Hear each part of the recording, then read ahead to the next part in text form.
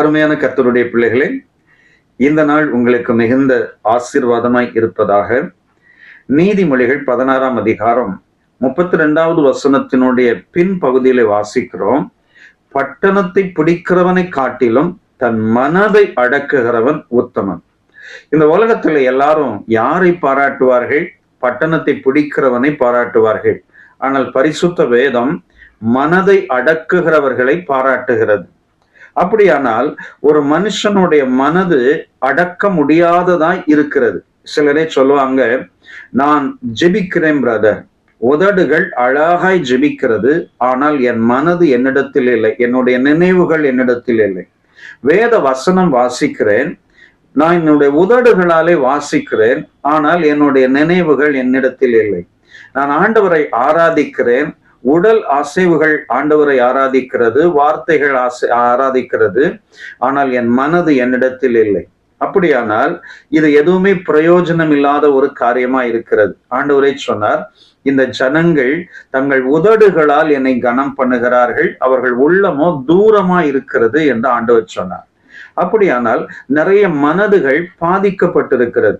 அந்த மனதுகள் எப்படியெல்லாம் ஒரு மனுஷனுடைய வாழ்க்கையை பாதிக்கிறது என்று வேத வசனத்திலே வாசிக்கும் போது, சிலருடைய மனது ஏசாயா 29ஆம் அதிகாரம் 24வது வசனத்திலே வாசிக்கிறோம், வழுவி போகிற மனதை உடையவர்கள். சிலருடைய மனது அடிக்கடி வழுவி போய்கிட்டே இருக்கும், ஒரு ஸ்திரத்தன்மையாவே இருக்காது. வேத வசனம் சொல்லுகிறது, ஏசாயா 26:3வது வசனத்திலே, உம்மை உறுதியாய் பற்றி கொண்ட மனதை உடையவன் உண்மையே நம்பி இருக்கிறபடியால் அவனை பூரண சமாதானத்துடன் காத்து கொள்வேன். அந்த வசனத்தை அப்படியே திரும்ப சொல்லி பாருங்களேன். உண்மை உறுதியாய் பற்றி கொள்ளாத மனதை உடையவர்கள் அவர்கள் வாழ்க்கையிலே வழுவி போய் கொண்டே இருப்பார்கள். அப்படியானால் மனது அவர்களுடைய வாழ்க்கையிலே அவர்களுடைய கண்ட்ரோலை விட்டு தாண்டி போகிறது. இன்னொரு வசனம் சொல்கிறது, 2 கொரிந்தியர் 4ஆம் அதிகாரம் 4வது வசனத்திலே, அவர்களுடைய மனதை பிசாசு குருடாக்கி வைத்திருக்கிறான். நீதிமொழிகள் 23ஆம் அதிகாரம் 17வது வசனத்திலே, அவர்களுடைய மனது பாவிகள் மேல் பொறாமை கொள்ளுகிறது. ஆக இப்படிப்பட்ட மனதினாலே நாம் என்ன செய்கிறோம் என்றால், தேவனை ஆராதிக்கிறோம், தொழுது கொள்ளுகிறோம். அதனால்தான் நமக்கு மனதிலே நிறைய போராட்டங்கள், சஞ்சலங்கள், தவிப்புகள் எல்லாம் வருகிறது. மன அமைதி இல்லாமல் போய்விடுகிறது.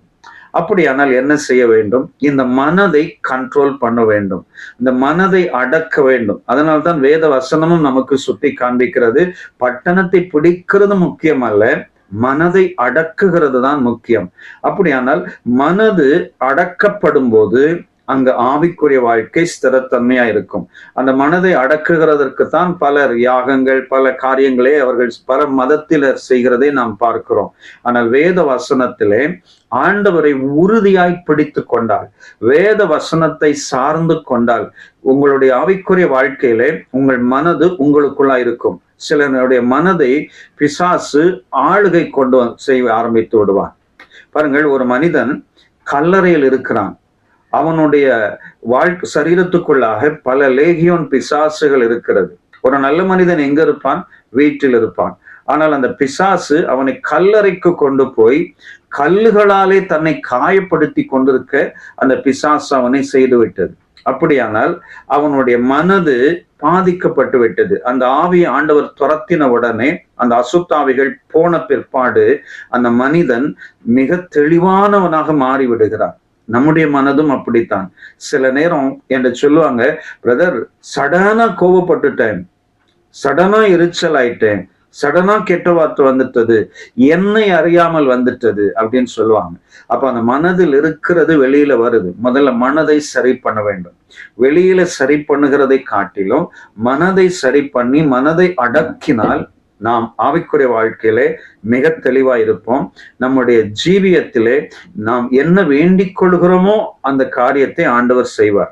சில நேரம் சிலருடைய ஜெபம் செய்கைகள் எல்லாம் சரீர தோற்றத்தின்படி அழகா இருக்கும், ஆனால் மனது பாதிக்கப்பட்டிருக்கும். முதலாவது சரி செய்ய வேண்டியது உள்ளான மனுஷனை சரி செய்வோம்.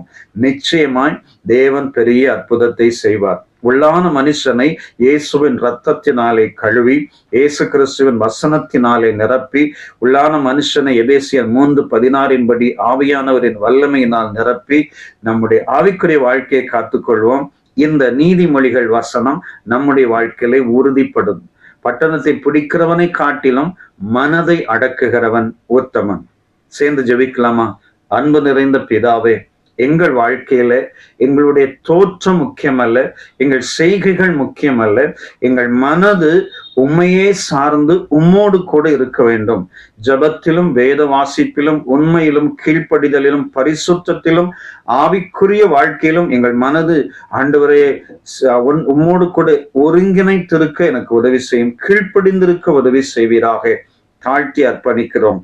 இயேசு இரட்சகர் நாமத்தில் வேண்டிக் கொள்கிறோம் பிதாவே. ஆமென். ஆமென். God bless you. Amen.